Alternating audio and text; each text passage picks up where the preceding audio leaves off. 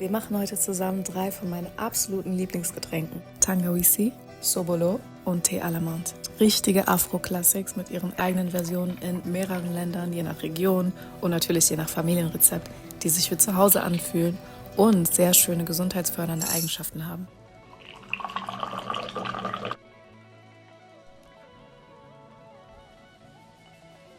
Zuerst gehen wir zum Wochenmarkt, wo ich das frischeste Obst zu den besten Preisen bekomme. Und ich finde es schön, immer wieder dieselben Leute zu sehen und auch den Händlern Hallo zu sagen. Ich nehme Ananas mit.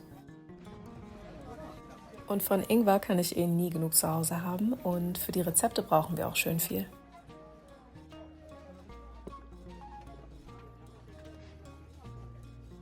Limetten und ein paar Orangen. Im Gewürzladen hole ich langen Pfeffer, der hat ein komplexes, würziges, leicht süßliches Aroma mit Noten von Zimt, Muskat und Kardamom. Ich könnte hier wirklich den ganzen Tag verbringen. Für mich ist das eine natürliche Apotheke mit meinen ganzen Lieblingszutaten zum Kochen und auch für meine selbstgemachte Kosmetik. Hibiskus nehme ich mit. Orangenblütenwasser. Honig. Vanille, Sternanis und Zimt. Und dann kümmere ich mich um die Flaschen, die ich in den letzten Wochen aufgehoben habe. Um die zu desinfizieren, koche ich sie in Wasser ab und lasse sie dann komplett trocknen. Erst kopfüber und zum Schluss mit der Öffnung nach oben, um Luft dran zu lassen. Und die Rückstände hier außen sind von den Etiketten, die lassen sich ganz easy mit ätherischem Zitronenöl abreiben. Als erstes mache ich Tangawizi, was mir meine Tante in Kinshasa gezeigt hat. Kennt ihr bestimmt auch als Nyamakuji aus Mali, Burkina Faso, Jus de Gingembre aus Côte d'Ivoire, Benin, Togo, Mali, Guinea, Senegal. Süß mit einem starken Ingwer-Kick. Das muss ein bisschen brennen im Hals, wie ein Freund von mir immer sagt. Hierfür schneide ich 3 reife Ananas, weil ich hiermit auch schon Saft fürs nächste Rezept vorbereite. Für Tangawizi allein reicht eine Ananas aber schon.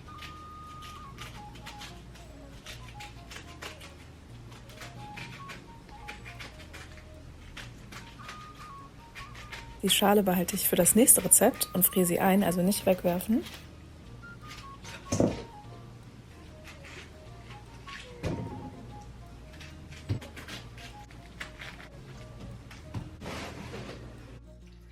Und weil ich hier den raffinierten Zucker weglasse, püriere ich die Ananas mit etwas Wasser und köchel das dann ganz langsam, um es zu reduzieren und die natürliche Süße zu konzentrieren.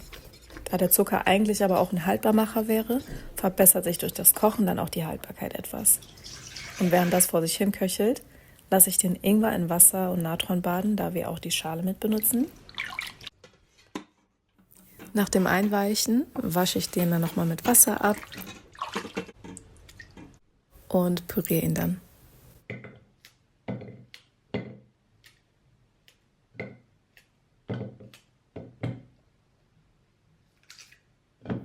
Ein starker Stabmixer schafft das, am besten aber mit kleineren Stücken, als ich sie hier gemacht habe, und ein Mixer noch besser.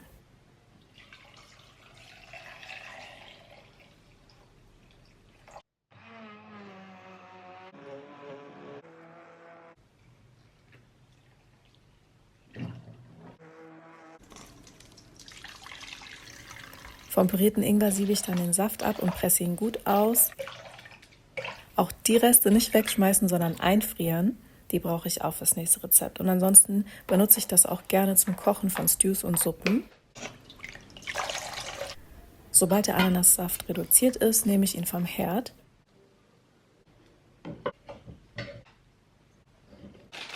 Dann presse ich 4 bis 5 Limetten aus und gebe den Saft durch das Sieb zum Ingwersaft dazu.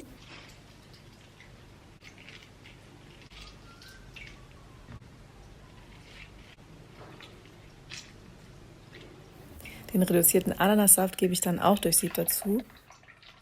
Und was ich davon nicht brauche, friere ich ein.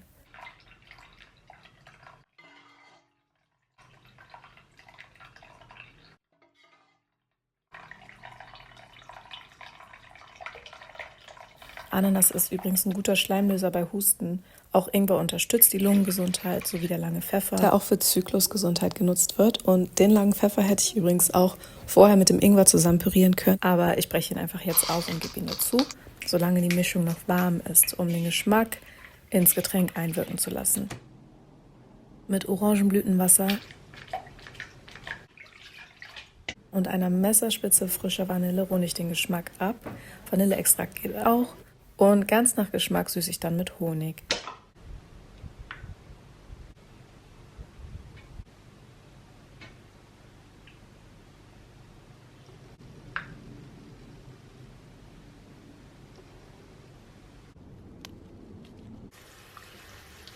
Mit frischer Minze wird mein Tangawizi komplett. Und sobald die Mischung durchgezogen und abgekühlt ist, fülle ich sie dann in meine sauberen Flaschen.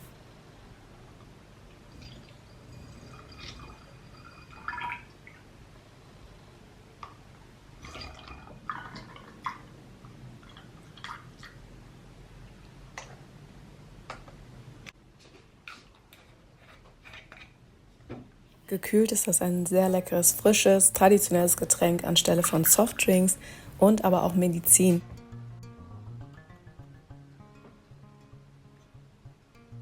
Ein richtiger Klassik, kennt ihr bestimmt in verschiedenen Versionen aus Senegal, Burkina Faso, Mali, Guinea, Togo, Benin, als Zobo in Nigeria oder Sobolo in Ghana. Das habe ich ja jeden Morgen für meine Gäste nach dem Rezept von meiner Nachbarin gekocht. Das ist ein richtiges Powerhouse mit dem Hibiskus, den stärkenden Gewürzen und natürlich dem ganzen Ingwer. Hierfür benutze ich die Reste von dem pürierten, ausgepressten Ingwer, die Ananasschalen und den konzentrierten Ananassaft, die ich gestern eingefroren habe.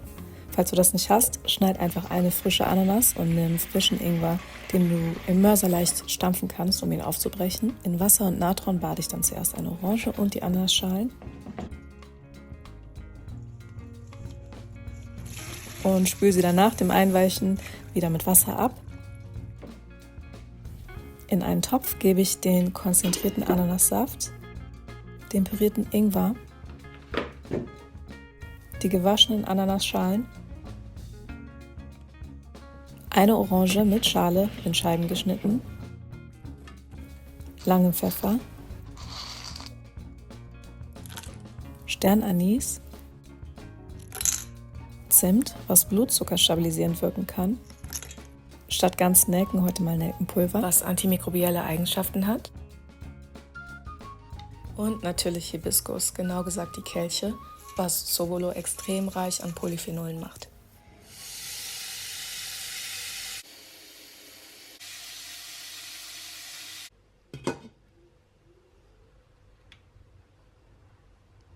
Je länger die Hibiskuskelche gekocht werden, desto bitterer wird das Getränk. Aber genau das macht den Geschmack von Sobolo aus.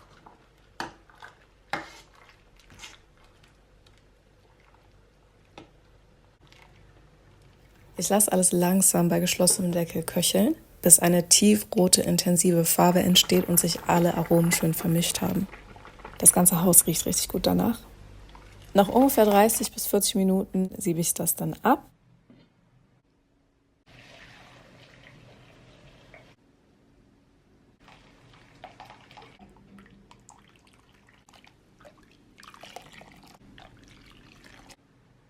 Und lasse es runterkühlen, bis es nur noch warm ist, sodass ich den Honig sicher dazugeben kann.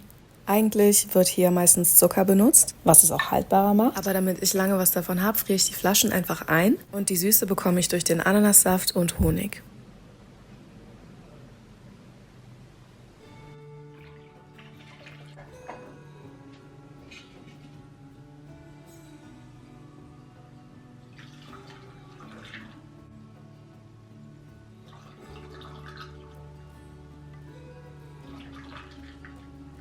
Und ja, man kann Glasflaschen einfrieren, ohne dass sie platzen.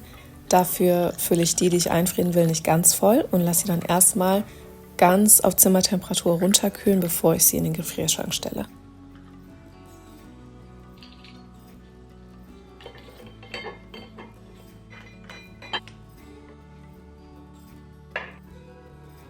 Und als letztes Tee à la Menthe. Marokkanischer Minztee mit ähnlichen Versionen in verschiedenen Ländern, zum Beispiel Adaya in Senegal, ist eins der Getränke, das an einem heißen Tag trotzdem erfrischt und einfach gut tut, auch so am Nachmittag als Pick-me-up. Vor vielen Jahren hat den Nachbar mehrmals am Tag für uns überm Feuer gemacht und das hat ihm nochmal einen rauchigen Geschmack dazu gegeben. Heute machen wir eine ganz simple Version. Zuerst spüle ich meine Kanne mit heißem Wasser aus, um sie aufzuwärmen.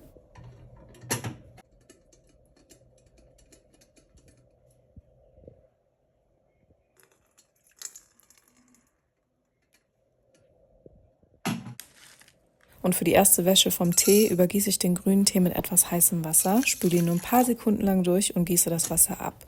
Das öffnet den Tee und reinigt ihn.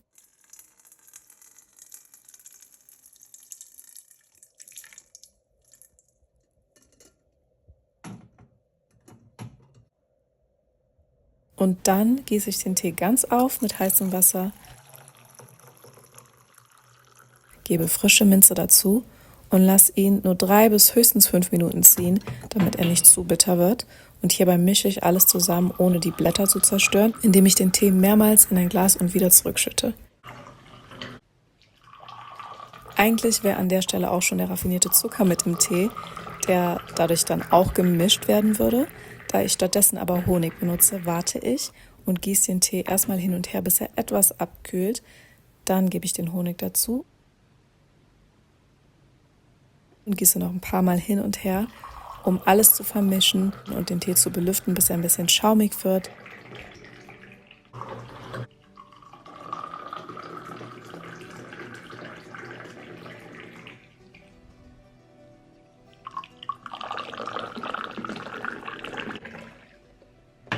Tee à la Menthe schmeckt auch gekühlt oder über Eis richtig gut.